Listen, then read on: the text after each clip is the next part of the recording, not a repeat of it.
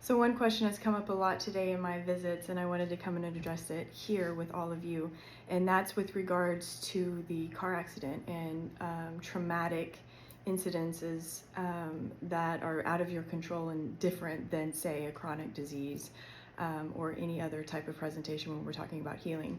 And the question was, how what does this medicine look like in that scenario? And the cool thing is that it doesn't change.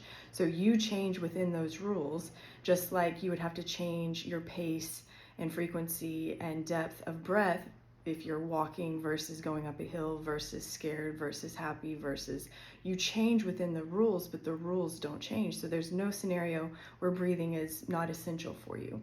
So that's the same thing with all of these other rules that we're talking about with nutrition, with light, with sleep. And those are the reason I chose those three to be the first ones to do for any masterclasses is if you have those in the bag and you understand how to navigate and how to change the formulation in those areas, you have such a stable foundation no matter what scenario you put you in, because those three things are so essential to the vitality and the reserves and the resources that your body's going to pull from anytime it needs to facilitate any type of healing. And so those things are so powerful to understand because it's not going to be what diet would I need to eat in a car accident. I need to change my diet to facilitate nourishing myself to overcome the damage done, from the internal damage from a car accident. That's not how you're going to do it. You're going to go within those rules. So take the nutrition. If you've worked with me, you know these rules. If not, you can go check those out if that is something that would be valuable to you. But you go through those rules, right? Really quickly, you're thinking more about your physical body, the scenario you're in, your emotions, your mindset, your physical capacity in that moment. And that's governing your decisions, right? So there's no way that you can make a wrong decision if you're going through that checklist and answering honestly. And remember, when it comes to psychology, that's where you have to get really, really aware of yourself and where you're at and how you're feeling, because it does alter how your body does any type of process. So when it comes to that, say you were in a hospital and they bring you food and you have internal damage to some degree, but you're able to have food. But they bring you something that you have done the checklist that says, okay, I am, hungry and able to receive food, but I am not in a physical state to receive that food. So then you're faced with the decision, not is it within my diet, but is it within my capacity and the availability in this now moment? And then you get to make the call, be in the driver's seat of that decision of, am I going to break the rules a little bit because I feel like I need food and nourishment and this is all that's here? And that's not going to be a catastrophic effect to that break, right? Or am I going to not do that because I feel like I would get more medicine out of waiting until I could have something that matched where my physiology actually was at in this moment? And so just like with sleep, just like with light, that's how you would do everything. So the cool thing is, no matter what scenario you're in, you have access to the most powerful medicine that you could ever need. And you're constantly changing within that moment to moment, day to day. And when you've put the practice in living this way, then you get to a traumatic moment in your life, no matter what that looks like, and you know how to navigate and change the dosage and change the inputs to match where you're at, so that all of those moments are medicine, not putting something in your body that you can't digest in a moment where your body's going through all of these other traumas all at the same time. Then it's not medicinal at all, and it doesn't matter what food was in front of you. And so this is how you start thinking within this medicine, and that's where it gets so empowering, because you're never in a state of need. Think about, for instance, with my car accident, I didn't get to take everything that I had with me. And so imagine if I had a supplement bag that was my quote unquote health, or a prescription or something, a device that I absolutely needed in a car accident. You get pulled away from that, and then you're in a hospital setting and you don't have access to those things. So those can't be true medicine. And so those are more in the realm of that manipulation-based medicine that so many are relying upon and have kind of put themselves in a prison of dependency. But it's not true, because true medicine is with you always, accessible always. Even if you get, people talk about the light in the hospital. Yes, I was there. But there are ways to navigate, and when you understand those things, you get to change you in those scenarios as best you can with what's available to make the most medicine out of every scenario you're in, because there's never a moment where there's not light. There's never a moment where there's not air. There's never a moment where there's not, all of these different things that you can choose from, no matter where you're at. So the body doesn't care. The urgency of your body does not change based on, is it a chronic disease? Is it an acute illness? Is it a fever? Is it a cough? Is it a trauma from a car accident? The story we put around what the body has to heal does not dictate how the body heals. It's going to do what it does all the time. Every given breath, you're promised this healing, and it's constantly functioning and changing based off of the need, the demand, the necessity of every moment. And so you're either pouring into your reserves or you're pulling from them. And that's the other thing to this medicine. When you live like this, you're building up those reserves to such a degree that in those moments that you have to pull from them, you're not in a state of bankruptcy, right? You're in a state of, lowering those bank accounts, but having enough in there to buffer and be well, right? Even in those traumatic experiences. So this medicine isn't just a convenience medicine. It's a constant medicine.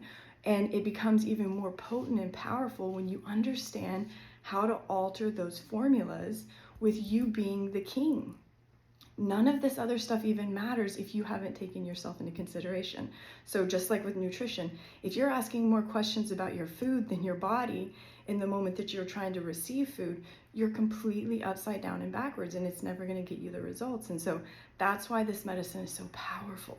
It never leaves you. It's never going to be something in a bag beside you that saves your life. Think about that. It's impossible. And so when we talk about hospitals, this is a totally different conversation that I can cover at a later date, but that's manipulation-based medicine. And so if you've gone bankrupt and have to manipulate the body back into a certain state, that's something totally different than having the reserves, having the capacity to check yourself out early, to, understand what you can or what you should do, what matches your physiological state, your psychological state, your emotional state, and being able to navigate through any scenario. It's so much more empowering, and you're never in a state of lack, and you're never in a state of need. And, for me, the dose of my medicine increased when I left the hospital, not in it. And my everything was enhanced because I was able to have access to these natural elements in a greater dose. And so, but even while I was in a hospital setting that didn't have any of the luxuries that even some of our more modern hospitals have here, or even in a lot of countries, I still had enough. And that's the beauty of this medicine. There's no room where there's not enough air for you to breathe. It doesn't matter, what it looks like.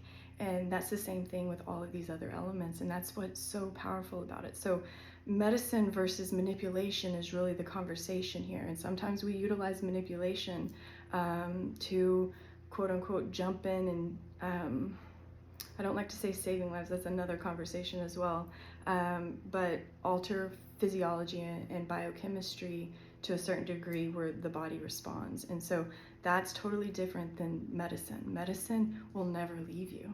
And that's the promise, that's the beauty, and that's the magnificence. So everything that got me out of, all of those incurable words that they gave me when I was younger, that's the same medicine that I got to, that filled up my reserves for this moment of a trauma.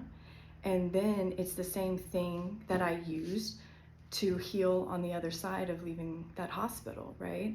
And that's how cool this is. You're never in a moment where, flip it around, if it was you and you weren't a doctor, it doesn't matter. You would still understand how your body works and be able to choose based off of you in the situation, in the very unique experience that you were currently experiencing. That's the liberation. That's the excitement. You're not needing to call a doctor in that moment to be like, can I eat? What can I eat? You're doing all of the checks. You know how well you are, and you know what vital feels like, and you know when you're not, and then you know what to do in those situations of, my body's not strong enough to even think about digesting food right now. That's a really empowering place to be, instead of, I just don't know, I need somebody to tell me. And they're basically guessing when it comes to some of these answers to the questions that we're asking. So think about this, really, especially if you've done any of the masterclasses. Think it through. There's just how you can get at your true answer on a random Wednesday on, am I able to eat this? And then what can I eat based off of my physiological, psychological, emotional state right now? And then you make your decision. That's just the same as, say, put you after a car accident and they say you can eat and this is all we have. You could still make the best decision for you, and then you would know, okay, well, I'm going to break a rule and there's going to be repercussions to breaking the rule, and what am I willing to pay right now?